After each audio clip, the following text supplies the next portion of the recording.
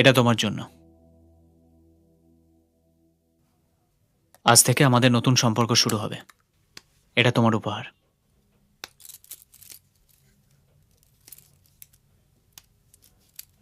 হাত ছাড়ুন, হাত ছাড়ুন বলছি। কোনো প্রয়োজন নেই সম্পর্ক শুরু করার। আমি চাই না আমাদের মধ্যে কোনো সম্পর্ক থাকুক। কি হয়েছে আজকের দিনে তুমি এরকম কথা বলছো কেন? বিয়ে করার আগে একবারও জানার চেষ্টা করেছেন যাকে বিয়ে করছেন সেই বিয়েতে রাজি কিনা?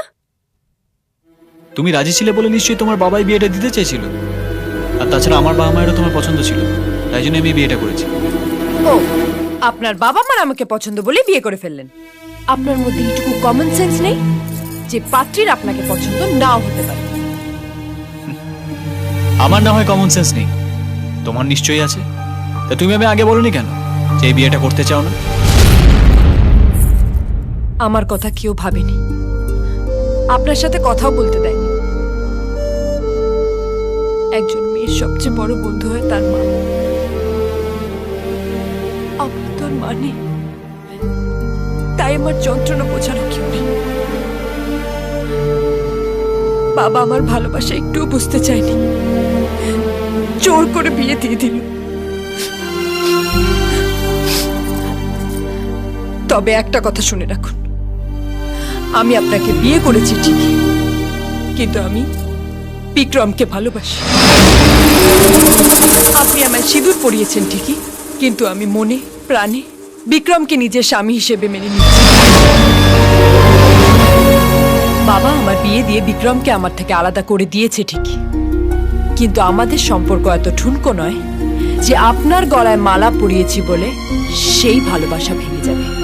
আর হ্যাঁ, আমার বিশ্বাস বিক্রম এক না একদিন এসে আমাকে এখান থেকে নিয়ে যাবে আর এই বন্ধন থেকে মুক্তি দেবে। তাহলে এই বিয়ের মানে কি? আমার কাছে এই বিয়ের মানে একটাই, আমার বাবার কাছ থেকে মুক্তি পাওয়া। আর তাও যদি আপনি জোর করে আমায় নিজের বউ হতে বাধ্য করেন, তাহলে তোমার শরীর পাবো, মন পাবো না, তাই তো? বেশ, তো এখন কি চাও তুমি?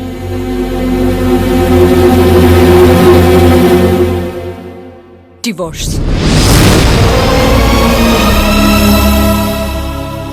এইটুকুই তো? সারাদিন অনেক ধকল গেছে, রেস্ট নাও, কাল সকালে কথা হবে।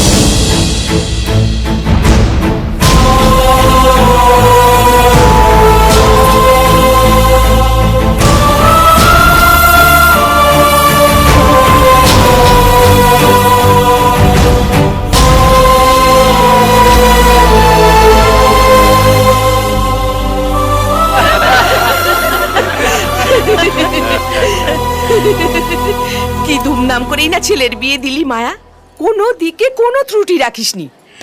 এসবই কিন্তু হয়েছে আকাশের বাবার জন্য। আমার ছেলের বিয়ে নিয়ে যা যা স্বাদ ছিল কিছুই বাকি রাখেনি। একটাই মাত্র ছেলে আমাদের, তার বিয়েতে ধুমধাম করবো না তো কবে করব? তবে হ্যাঁ, এইবার আমাদের ফ্যামিলিটা সম্পূর্ণ হলো। না, এখনো তো সম্পূর্ণ হয়নি। মানে? আরে দাঁড়াও, এই তো সবে বৌমার মুখ দেখলাম, এবার নাতি নাতনির মুখ দেখি, তারপর বলবো যে আমাদের ফ্যামিলি সম্পূর্ণ। একদম ঠিক বলেছো। হ্যাঁ রে মায়া, ওদের কুষ্টি নাকি বলছে আকাশ আর বৌমা একেবারে রাজ্যটো। একেবারে সাক্ষাৎ লক্ষ্মী নারায়ণ। এমন লক্ষ্মী প্রতিভার মতো বউ আমাদের ঘরে এসেছে, এবার দেখবে আমাদের ঘর খুশিতে একবারে ভরে উঠবে।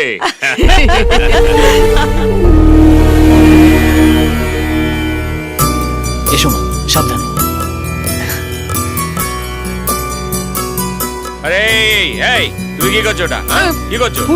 নামো, ওই বাবাটা লাগানো যায়? তোমার দ্বারা হবে না, আমি দেখছি। আরে আরে আরে বাবা, মই বে কোথায় উঠছো তুমি? পড়ে হাত পা ভাঙলে কি হবে? নামো, নেমে এসো। অঞ্জলি, তুমি এখানে কেন এসছো?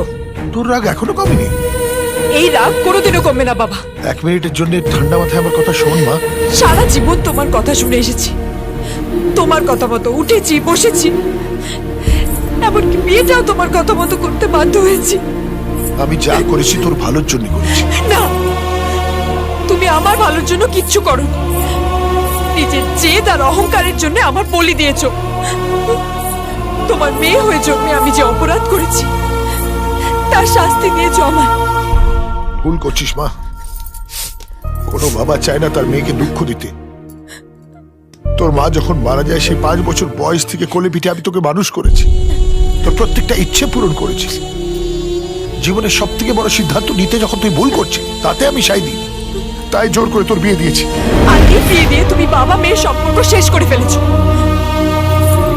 আজ থেকে আমি এই বাড়ির বউ। আমার ওপরে তোমার আর কোনো অধিকার নেই। আমি নিজের মতো করে বাঁচবো। অঞ্জলি, অঞ্জলি তুই বাবা ভুল। প্লিজ প্লিজ, আমি তোমার সাথে কোনো কথা বলতে চাই না। তুমি দয়া করে এখান থেকে চলে যাও। আর ভবিষ্যতে আমার সাথে কোনো সম্পর্ক রাখার চেষ্টা করবে না। বাঁচতে দাও আমাকে, মুক্তি দাও প্লিজ। অঞ্জলি, আরে অঞ্জলি, এত দেরি করে কেন? এসো এসো, সবাই ওয়েট করছে, এসো। আজ আমাদের সংসারে শুভ মুহূর্ত না, আশীর্বাদ। মা, ভালো থেকো, ভালো বাবা। থেকো বাবা, ভালো থেকো, ভালো থেকো। ভালো থেকো। এই এসো, এসো মা। আমার ছেলেটাকে দেখবি, আর এই গবেটটা যদি তোমাকে না দেখে তাহলে আমাকে রিপোর্ট করবে, কেমন? আচ্ছা বাবা, পরে রিপোর্ট করবে, এখন আমার বউটাকে ছাড়। এসো এসো। আরে আসতে লেগে যাবে ওর। হ্যাঁ, আরে হ্যালো, হাই, ভালো আছো তো? একদম। অঞ্জলি, এনারা হলেন আমার নাগপুরের জেঠু জেঠিমা। দুটোকে মানিয়েছে খুব ভালো। হ্যাঁ এসো। অঞ্জলি, এনারা হলেন আমার বাবার কাকা কাকিমা, এই ফ্যামিলির সিনিয়র মোস্ট সদস্য। প্রণাম করো।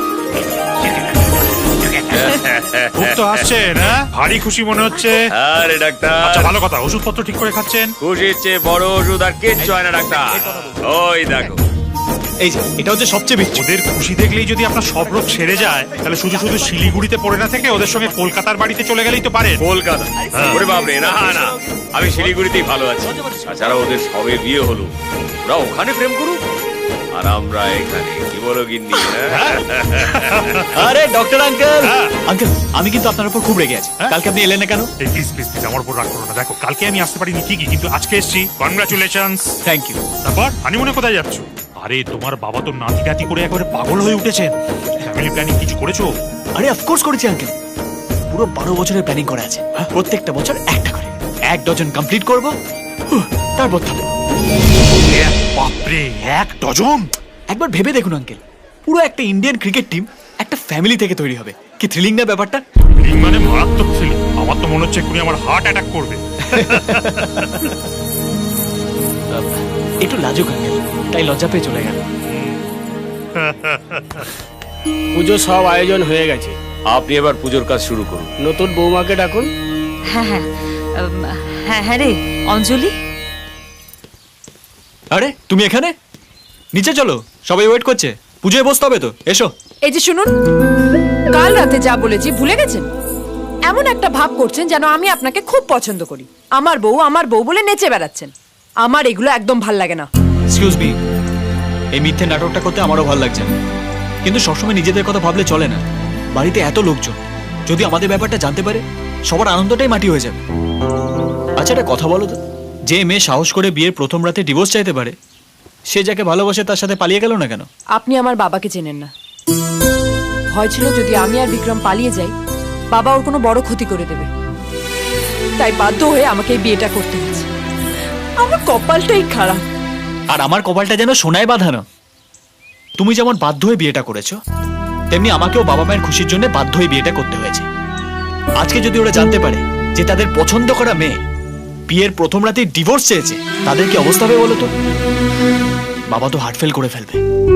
শোনো, তোমার যেমন ডিভোর্সটা প্রয়োজন, তেমনি আমারও বাবা মাকে খুশি রাখাটা প্রয়োজন। তাই ছেলে হিসেবে যেমন আমি দায়িত্ব পালন করছি, মানুষ হিসেবে তোমার ইচ্ছাটাও পূরণ করব, কিন্তু সেসব কলকাতা যাবার পর।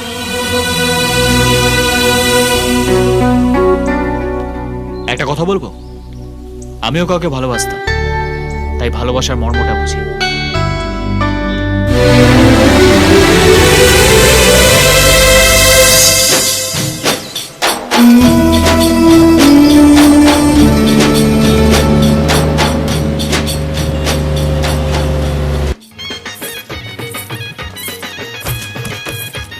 স্যার আসি। হ্যাঁ এসো।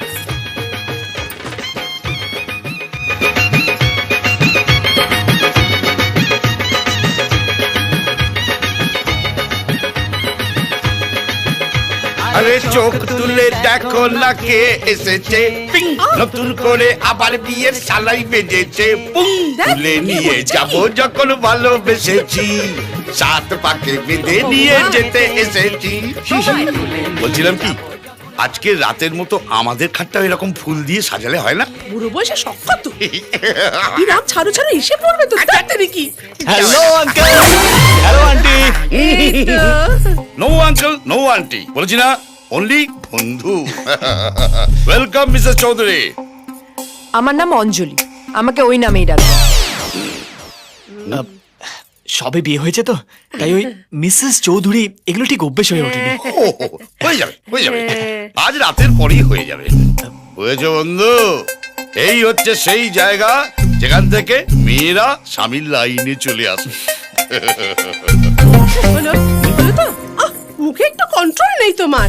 অঞ্জলি, এ বাবা, ও অঞ্জলি, এ তো রণচণ্ডী, চুলেই কারেন্ট মারবে 440 ভোল্ট। আচ্ছা, আপনি কি করে জানলেন ও রণচণ্ডী? যেভাবে বললো আমার নাম অঞ্জলি, আমাকে ওই নামেই ডাকবেন, তাতেই বুঝলাম এ তো পোষমানা মেনি নয়, এ একবার জঙ্গলি বিল্লি। তবে বন্ধু, একটা কথা বলছি, বিড়াল কিন্তু প্রথম রাতেই কাটতে হয়। একটু বেশি স্বাধীনতা দিয়েছো কি অমনি মরেছো। আমায় দেখো না, আমি তোমার মাসিমাকে না পায়ের তলায় রাখি। বলে তুমি নিজে থেকে আসবে না, গিয়ে ধরে আনতে হবে। আর যাই, যাচ্ছি, তাড়াতাড়ি এসো। যাই ডার্লিং, আসি গো, কাল সকালে দেখা হবে বন্ধু। বলি কানে কথা যাচ্ছে না। যাই।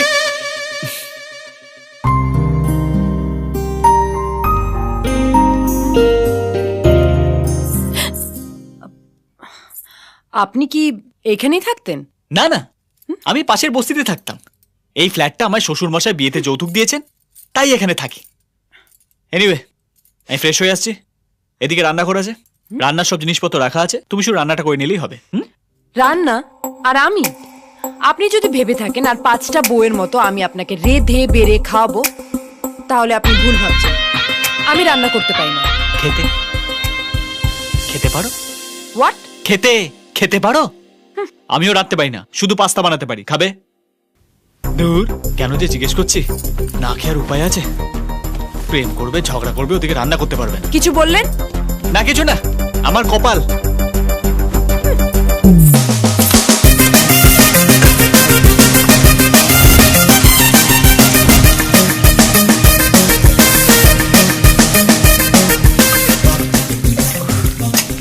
বিয়ের আগে যা লাইফ, পরে তা একই রয়ে গেল। যা পারি তাই বানিয়েছি, খেলে খাও, না হলে।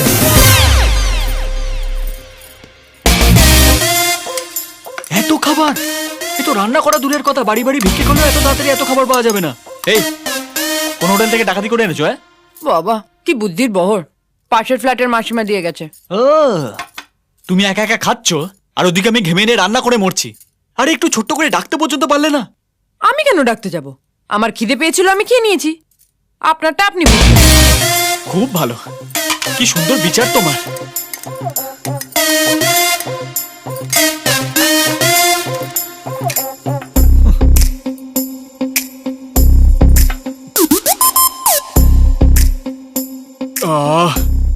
এই যে ম্যাডাম, অ্যাটলিস্ট বাসনগুলো মাজতে আমায় হেল্প করবে তো? বাহ, কি সোনায় বাঁধানো কপাল আমার। এই মহারানী তো খাওয়ার ঘুম ছাড়া কিছুই জানে না। তোর মতোই